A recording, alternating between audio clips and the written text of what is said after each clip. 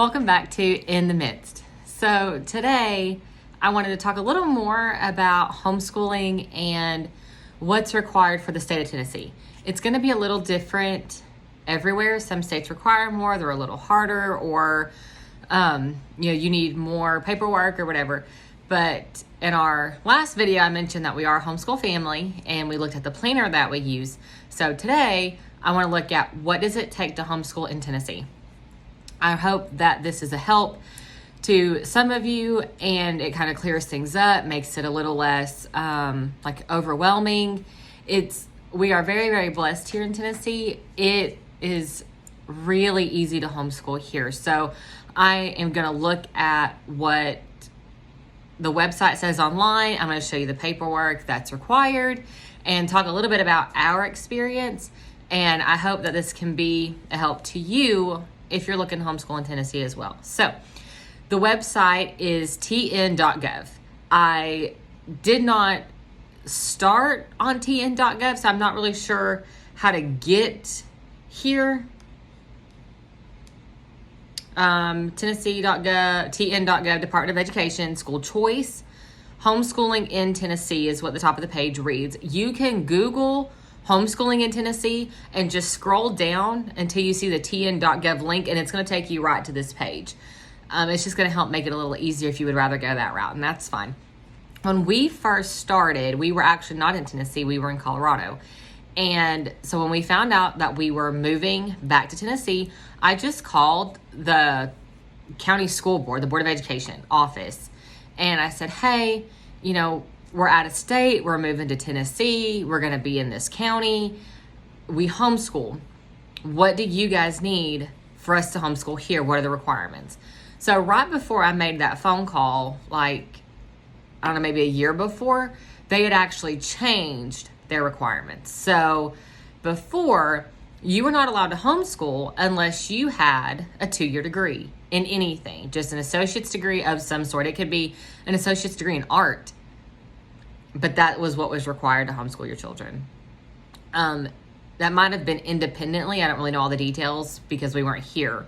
We weren't looking to homeschool at that time either.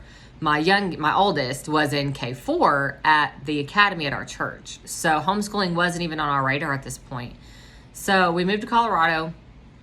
Through a series of events, the Lord led us to homeschool, and that's what we've been doing. So this year starts year 7. I love it. If God leads us to not homeschool, to use the academy at our church or whatever, then that's what we do. We've taken a semester off because God led us to do that, and now we're back homeschooling again. So this is just something that's very close to my heart, is being able to educate my children at home by our choice of education and curriculum and all that stuff. So Tennessee has since changed that law. You can homeschool your children independently all the way through high school. Once you get through with 8th grade, it's like once 8th grade's complete, you have to have either a high school diploma or a GED in order to homeschool them through high school. So the K through 8th grade, or preschool, whatever you want to do through 8th grade, you can do if you don't have a diploma. So when you go to the local office, so whatever county you live in, that's where you need to start. That's who I've always dealt with. You can use an umbrella school. You can be affiliated with someone like that instead of using the county. So this is not your only choice. A lot of people prefer to not deal with the county, the public school system, and go that route. And that's perfectly fine. We use the county system. They are super easy. They don't bother us. They don't get in our business. They don't ask a lot of questions. And I like it. There's no fee to homeschool through like that independently, just through the county.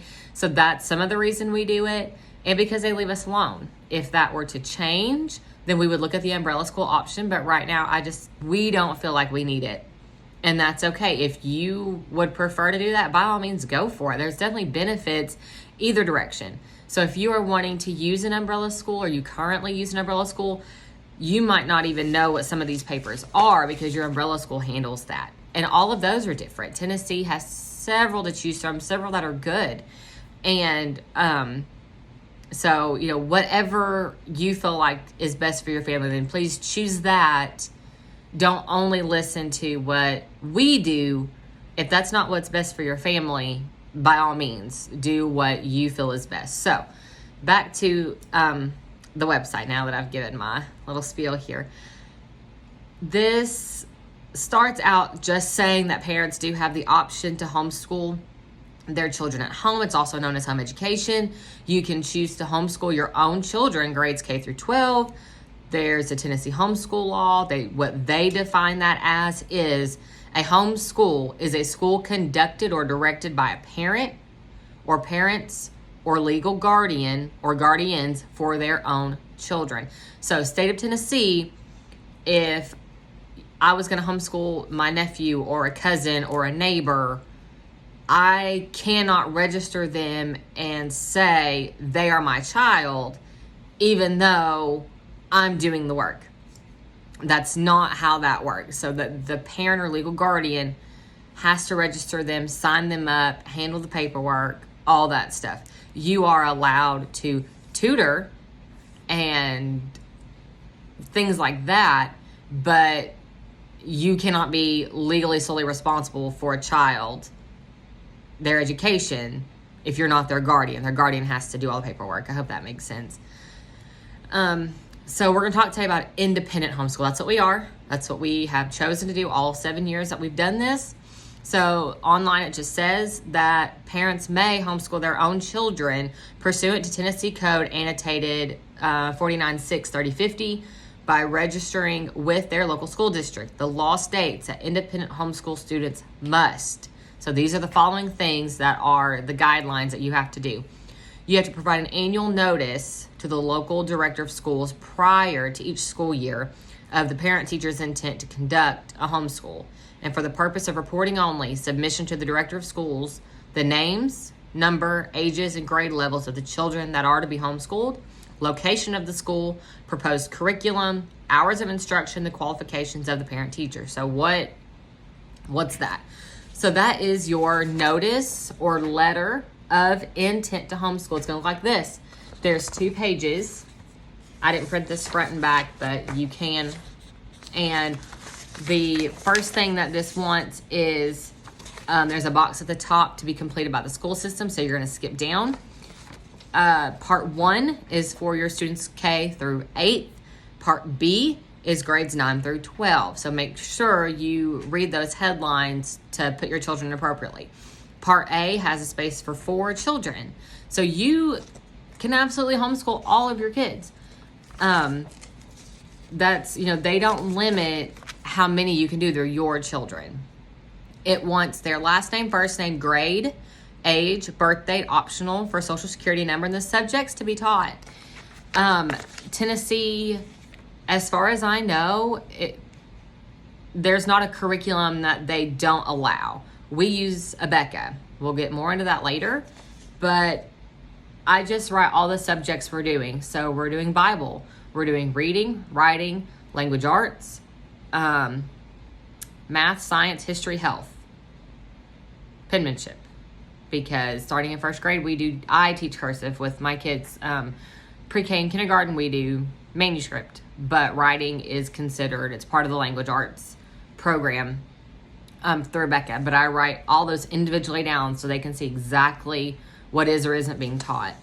They don't ask for any more detail than that. They've never questioned me on what kind of, what brand or whatever of curriculum I'm using, anything like that. Tennessee requires 4 hours a day for 180 days per year.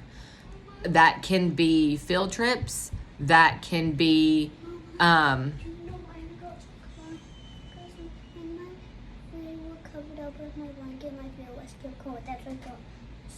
okay, that's fine. You can wear socks.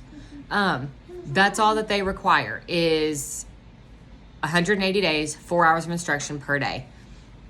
We normally take a little longer than that. We're normally between 5 and 6 hours a day, but it doesn't matter. You don't roll your hours over to the next day or anything like that. It still has to show 180 days of school.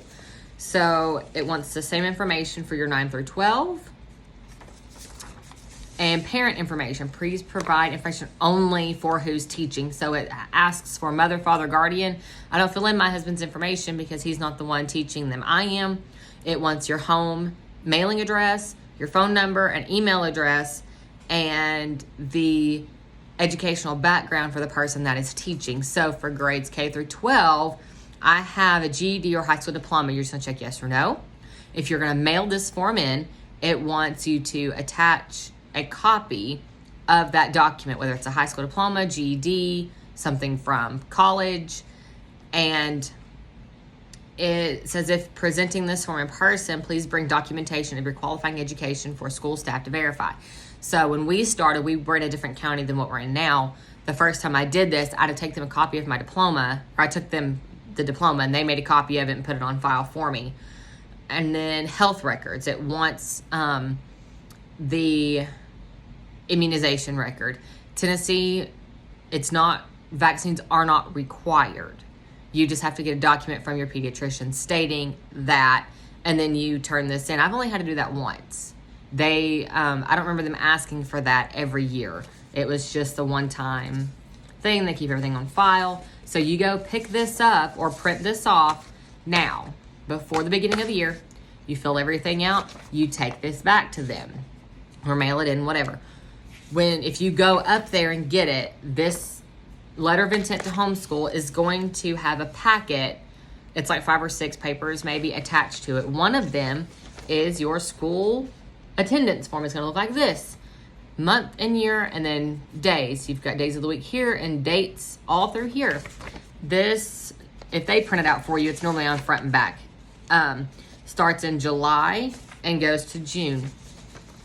All you have to do is put the name of the student at the top, your name, the grade they're in, your home address, and a check mark. If you did school that day, 4 hours a day of instruction, check mark. That's all it is. It doesn't ask you for the time you start, the time you stop, how many hours a day you spent, what did you do? Did you do a field trip? Did you do regular education? Did you do a co-op? Testing or not? Nothing like that is on here. We're very blessed. It's so easy to homeschool here. State law requires that a parent teacher conducting a homeschool must comply with the following requirements. Maintenance of attendance records, that's this, subject to inspection by local director of schools, and submission of these records to the director of schools at the end of the year. Instruction for at least 4 hours per day for 180 instruction days. This is it. I take them the letter of intent at the beginning of the year. I take them this at the end of the year. When I take them this, and they're not real sticklers on, you have to have this turned in by June or whatever. There's a lot of the times I go up there once. I turn this in August. I get this paper, the letter of intent. I fill it out right there in their office and hand it back, and I leave with this until next August rolls around. They are super easy to work with. The homeschool attendance form, you do need one per child because you're going to put the kid's name up here, and it's going to go like in their own file. So especially if you have more than one kid, then if you have one that's sick today and he's in bed sleeping all day because he's got a stomach bug, but you've got another 1 or 2 or whatever that are doing school today because they're fine, then their attendance sheets aren't going to look the same. So you have to have one per kid. The letter of intent, everybody goes on this one sheet. So this is one, and then your separate attendance forms. Now, the biggest question is, one of the biggest questions is, do I have to show them anything? This is it. You don't have to show them end of the year grades. They have the right to, they reserve the right to request to see this form. If you get a call in January and they say, hey, we need you to bring us a copy of your current condition of your homeschool attendance form. We need to see that. We're just checking up on you, making sure everything's going okay. You just take it up there. If you started in September and I start in August, by January, our dates aren't going to look the same. If I had a sick kid, if we took vacation, if death in the family. So they're not looking to see, you should have 70 days done by now, and you don't, and we want to know why. That's not what they're doing. They just want to make sure instruction is happening. And the only proof is this paper. So they reserve that right. I've never had to talk to them in the middle of the year at all. Back to the website, it says parents choosing educational options should begin contacting local school district for a list of homeschool contacts in each district. So when you contact the central office, there's going to be one person that is like the head of the homeschool division. Get their phone number, their direct line, write it down, put it in your phone, just keep up with that. If anything happens, if you have any questions, anything, that's the person you need to deal with, not just whoever happens to answer the phone at the central office. You need that person. That is their job. Any questions, anything, that's your person. Don't lose that contact. This says that you must provide a copy of your GED, 4 hours a day, 180 days a year. Testing. Everybody gets hung up on testing. Testing of independent homeschool students is required in grades 5, 7, and 9 and coordinated through the local school district. So, what does that mean? The way that's written means you have to let your child go to the local public school and take their end of the year testing. In Tennessee, we have TCAP. I think they've actually changed the name, and I don't remember what it is, but it used to be TCAP. You can do that or not. So what we did before was my oldest is going into 7th grade. So the only year we've tested was 5th. We tested at the end of 5th grade. And I sat down with our homeschool superintendent person, and I said, no. I said, I'm not doing this. I need other options. What are the other options? Because I am not sending my child who's never been in that school with those students, with those teachers, to take this test. This is unfamiliar territory, and that is setting him up for failure. I'm not okay with that. What are my other options? And they said, he told me, he said, you can choose whatever test you want. If you want to administer a test, a standardized test at home, go for it. We just ask that you you give us a copy of the results so they can have it on file. That way later on, if a college or a job or anybody calls that homeschool district head guy and says, hey, we want to know the grades for the standardized test from 5th grade or 7th grade or 9th grade from this student, share with us what those are. And they go, okay, let me pull it up. Here you go. So we used Seton Testing, and they were from Michigan, I think. They have all the grades. They have one that is designed for like the spring semester, one that's designed for the fall semester. So they're not testing your child on things that they haven't covered yet. They are not affiliated with the curriculum that we use, although you can. I think a lot of the curriculum options do have their own standardized testing, or you can go to the school system and use them. If you have a church that you attend and they have an academy, talk to that principal and ask them, hey, when you guys do your testing, can we come and do ours? You'll have to pay for the test and let your child sit there under that instruction and take the test, which is not a big deal, and they'll give you the grades back. So there's so many options to that, but just make sure you communicate with your homeschooling director person. I don't even know really what their title is. It's easy to get in touch with them. It's every time I've went up there, he was in the county we used to live in. He was usually in the office. So if I was like, hey, can I speak to this person? Then they're like, yeah, absolutely, let me get him. And they'd call his desk or they'd go find him or whatever. And I never felt rushed or anything like that. He was always very friendly, very, wanting to communicate, wanting to answer my questions. He wasn't like one of those homeschool moms, They didn't look at us any different for homeschooling versus not using the public school system, which sometimes it's back and forth because they work for the public school system. This is their job. But they shouldn't treat you any differently based on that. There's a few There's a county close to us that does. They made it very clear they don't like homeschooling families. They wish that you would just put your kid in public school. That's not okay. So most of the people that I've dealt with are wonderful. They just want to communicate. They just ask for your paperwork so they can file it, and that's it. So it's very, very simple. But like I said, you have other options to use an umbrella. Either you can do it through your church if that's an option. I know there's things like Aaron Academy, Home Life Academy, things like that. We've never used them. I know that there is a fee per student, but they keep up with your grades and so many other things. Like, I don't even really know what they do. However, we use Abeka, and we'll get more into that later, but they have an option for an accredited program if you would rather do that.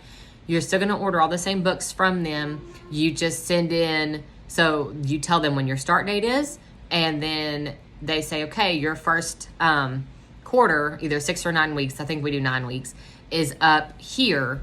So you have until this date to send us the tests and quizzes through these lessons. They'll grade them for you, I think. Either you grade them and send it in, or they grade it and send it back. But they keep up with all the grades for you. They'll give you a transcript and all that.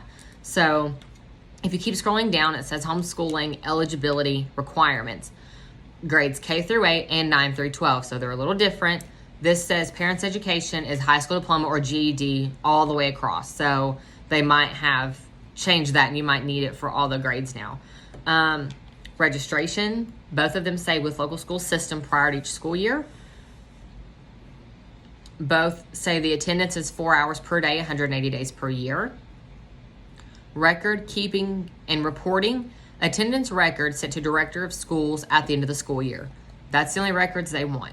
Now, I use the planner that I showed in the last video, and when there's a test or a quiz, I write it down, and I do a couple of things. I write the grade by the assignment, and I circle it. I try to write it in a different color, and then I grade it on the paper, and I don't throw anything away until the end of the year.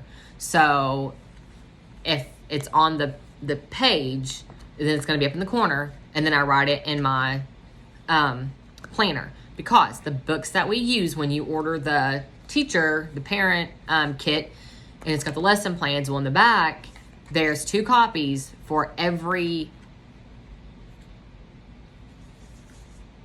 grade record. So your first 6 weeks or 9 weeks or whatever it is going to say lesson 5 there was a quiz, lesson 10 there was a test, lesson 12 there's a book report, and it's going to give you a line to write each individual grade down and then average it out. So I have it written down in 3 places, so I know these were our grades, these were the averages. But they just want that. So this says for testing in grades 5 and 7, same state board approved secure standardized test required of public school student. 9th grade, in the local public school, which the student would otherwise attend at no charge or by professional testing service at the parent's expense. We paid for the seat and testing. Please quit, you're bouncing my camera. We paid for the test. They sent it to us. I administered it and sent it back to Seton. They graded it, emailed me the results. Test sanctions, 1 year or more below grade level for 2 years in a row. Superintendent may require parents to enroll child in a public or private school unless child is learning disabled.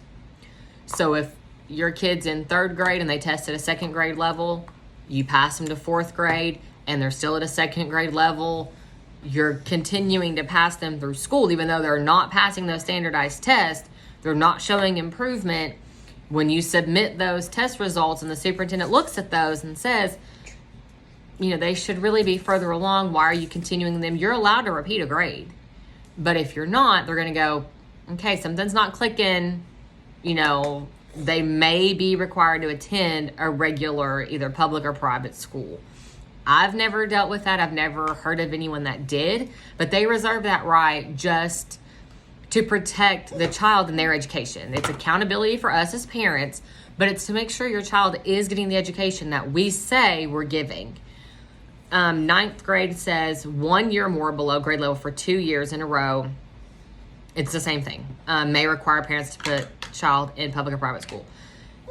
Enter or re-entry public or approved private school must be tested for grade placement in elementary middle school. Ninth grade says must be tested in each subject for credit towards graduation. These are just your basic testing to see where your child is. You know, if I'm saying my kid's going into sixth grade and they say, okay, well, we're gonna do a placement test and he tested fourth grade, then we need to know why, what's different, and if that's where they tested, that's the grade they're gonna be in. When we put our kids in the private school at church for last semester, they didn't do that. I just sent them the standardized testing results for my oldest, and he was average, above average, and everything. So they just put him right in his grade level, and went on and finished the year because we put them in January. And my youngest was in K4, so there wasn't a test for that. That was me.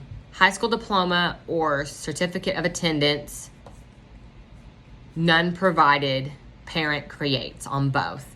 So if you are an independent homeschooler, you are going to be issuing that diploma to your student. You have the option to do the SAT like everybody else. So I would definitely do that because colleges are going to want to see that anyway. But you are going to issue that. You can't wait till their senior year, go to the local homeschool office and say, okay, I need their diploma. They're going to say, we don't do that. That's on you. You've handled everything. If you are accredited through an umbrella school, they're going to issue that diploma for you. ABECA offers the option to be accredited. And if you are accredited, at the time of graduation, I believe it's, if you're accredited senior year, then they are going to issue that diploma, official transcripts, and I believe that you even have the option to go to Florida and walk at Pensacola with the other students and other homeschool students that have chosen that option. So there are definitely many options. If you are not accredited and you're only using, I don't want to say accredited as in like, if I say not accredited, people think, oh, it's not real, it's not legit. That's not what that word means in this sense of homeschooling. But if you are independent through the county, then I do not believe, because they're not issuing a diploma, you don't get to walk at the local high school. You don't get that actual like graduation ceremony.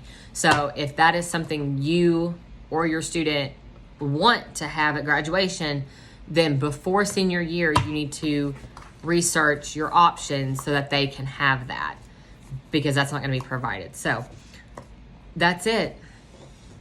Show them your GED or high school diploma, letter of intent to homeschool, and the vaccination records for the student. And they're going to put all that on file. They're going to keep it. You're going to fill out this attendance sheet throughout the year. At the end of the year, take it back in, turn it in, and that's it. Testing is only required in grades 5, 7, and 9. That's it. After that, there's no testing. Does that mean you don't have to do it? Yes. Does that mean that you shouldn't do it? No. With Seton testing, and there's others, you can, like the Iowa and the Stanford 10, you can test every year. If that's something that you want to have for yourself to know they're getting it, they're retaining it. If anyone asks any questions, if maybe we're going to put them back in school like we don't really know, then go for it. You can go online, Stanford 10, Iowa, Seton testing, and you can order that for the grade level, which semester you're in. They'll send it to you, do the test, you proctor it, send it back, and they'll grade it for you. So, as you know, whatever years you want to do that, you definitely have that option. So just for your own peace of mind and knowing that, okay, you know, they are where they need to be. So I really hope this cleared things up, didn't bring any more confusion, and made sense if you are wanting to homeschool in the state of Tennessee. That's it. If there's more questions that you have, please don't hesitate to call your local Board of Education, central office, school, and ask to talk to the homeschooling superintendent, and they will answer any questions you have. So if homeschooling is something that you want to do, that you feel like God has laid on your heart, that is the best path for your children, please do it. It's, worst case scenario is that you do it for a semester or a year and you decide, okay, this isn't working out, we're going to go put them back in school. But just do it. It's hard. Some days are crazy. Not every day is, Pinterest and Instagram perfect. And it doesn't have to be. It's not supposed to be. So don't let that happen. Don't let that deter you from homeschooling your kids. Something that I hear a lot that really, truly I do understand, but also kind of breaks my heart at the same time, is when a parent says, I'm not smart enough to homeschool my kids. I don't know what they're learning. I don't know how to teach them. Listen, you taught them their colors. You taught them their letters. You taught them how to tie their shoes. It doesn't have to stop there. You can teach them to write. You can teach them to, read. You can teach, math. What is a sentence? All these things. You can. Absolutely you can. If you don't feel smart enough to do it, I want you to just think about where you're sending them. Are you sending them to the same school system that you went to? Because if you are putting them back in the same school system that left you feeling unable to teach your own children. And to me, that just doesn't make sense. If I don't feel smart enough to teach my kids, like the school system didn't do a good enough job, then I certainly don't want to send my kids there. But I cannot make that decision for you. I just want you to think about it in a little different perspective. Homeschooling is against the norm. And even after COVID and even in 2021, when you say you're homeschooling, people are still like, what? You can do that? We know people still did that. Like, that's weird. You're one of those weird homeschool kids, Oh, well, if that's what they want to think, then let them. I don't have to answer to anyone else except the Lord about our choice to homeschool. My husband and I have been on board on the same page about doing this.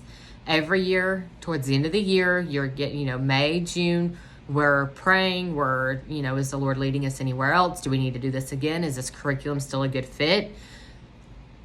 If God leads us to go back to the academy, use a private school, then that's what he does, and that's what we're going to do. But if you feel like homeschooling is what's best for your kids, please do it. You are not going to look back and say, I spent too much time with my kids. I mean, who says that? What I hear is a bunch of moms saying, wow, that went too fast and I missed it. That went too fast. I wish I would have tucked them in again one more night or snuggled on the couch more or whatever. We can't get this time back. This isn't school at home. This is homeschooling. We do school in the rest of our day, the rest of our life as a family. And that's just how it works. So if you are homeschooling or you want to homeschool, then I would suggest, I would suggest either buying and reading or downloading and listening to the audio version of Homeschool Bravely. It's on Kindle? No, the Audible. It's on Audible. And she's right. I can't remember the name of the lady that wrote it, but it was fabulous, and it's going to give you that encouragement, that just the courage and the confidence, that's the word, confidence to be able to homeschool well. So at the end of the day, we just love our kids, and you do too. And that's why you're trying to do what's best for them. So do it confidently and do the best you can. So I hope that cleared some stuff up and helps. You can find these forms to print out online. I just Googled Tennessee letter of intent to homeschool Tennessee student attendance, and it pulls it up. It's going to be a tn.gov website is where you're going to find these. You can print them off, take them up there to the central office, or go to the central office and get them from them. Like, they'll have them printed off sitting there, so that's not a big deal. But anyway, I hope this was a help, and I hope you guys have a wonderful day. And if you have any questions, then please call and get those questions answered. So I will see you guys next time.